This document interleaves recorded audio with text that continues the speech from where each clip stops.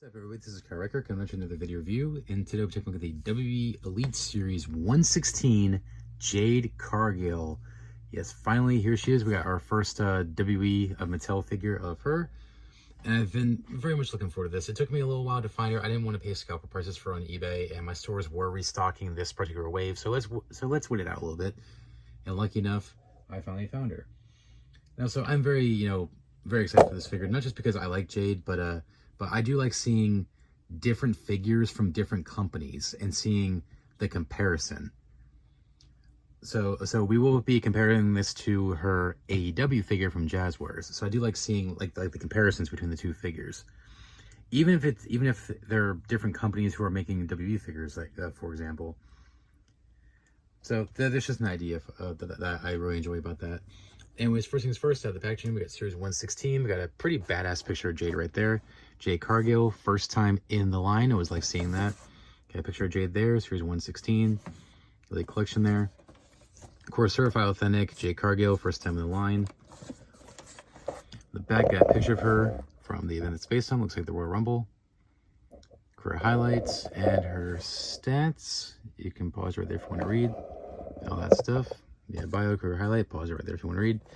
And the other figures in the wave, we got Flying Brian Pillman, Lexus King, Randy Orton, of course, Jade Cargill, Kevin Owens, and AJ Styles.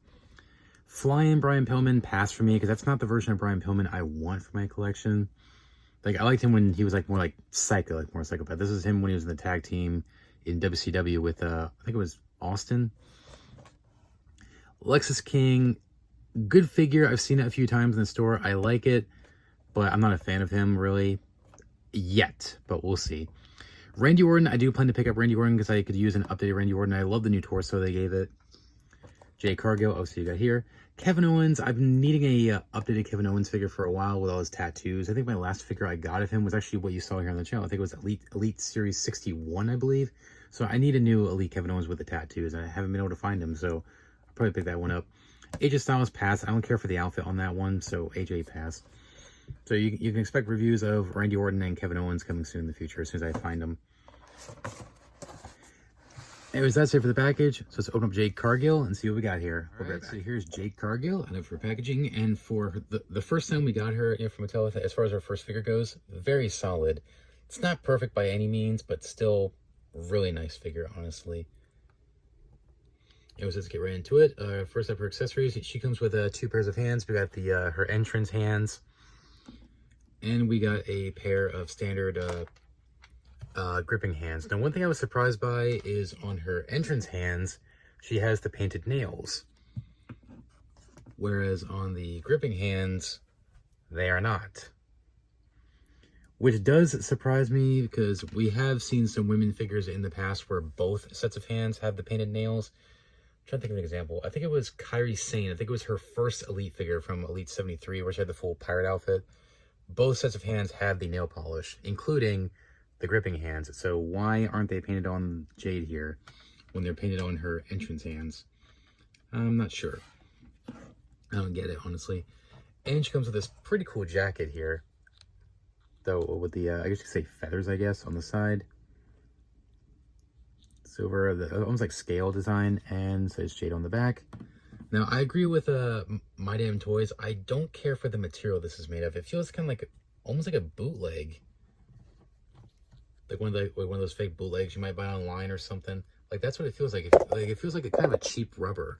I mean, it looks nice and it feels somewhat nice, I guess. But like I said, it just feels cheap. And, these figures aren't that cheap either. But whatever. Anyways, to take it off, I would definitely recommend taking the hands off first, regardless of what pair you have on. That way it doesn't get stuck. Here we go. Try and do it without breaking it. There, just twist and then gently pull it. And the jacket should come right off. There we go. Easy, easy. And let's put her gripping hands on. There we go. The hands look a little too big for her. They really need to make these hands a little bit smaller on the women figures. I mean, look how big that is. I mean, it's much bigger than her wrist. Like, that's that's off. Her hand's a little bit loose here. Anyways, here's Jade. Starting off with the head sculpt, I think it's okay. I don't think it's spot on or anything. I mean, I think it's a really strong likeness, but it's not perfect. But hey, what women figure has a perfect likeness anyway? It's still not that bad.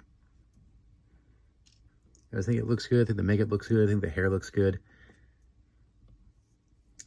I was a little surprised we have these sculpted on necklace. And it looks like I got a little paint defect on mine. Mine's not painted all the way. Oh well, I got some paint I can fix that with. Then her outfit. I loved this ring gear when she wore it, so I'm glad they chose this ring gear for the Elite. Again, much like the jacket, almost like thorns or feathers on the top with these scales. On the back, nothing really. And the trunks, they need to be a little bit thicker. It's a little too thin. And it looks like the color is a little bit off too. It's supposed to be like a darker color, really. And her skin tone kind of bleeds through it too much. And then the knee pads, love these knee pads the way they look as well. But however, because they feel very thick, I'm afraid it might hinder the posability in her knees, but we'll see. And the boots, shiny silver. I think the blue was darker on her actual gear, but it's fine. Still very nice. That looks like almost like a bobblehead on mine. Oh well. All right, now for the test. Here she is with her first AEW figure from Jazzwares. I think this is Unmatched Series 4.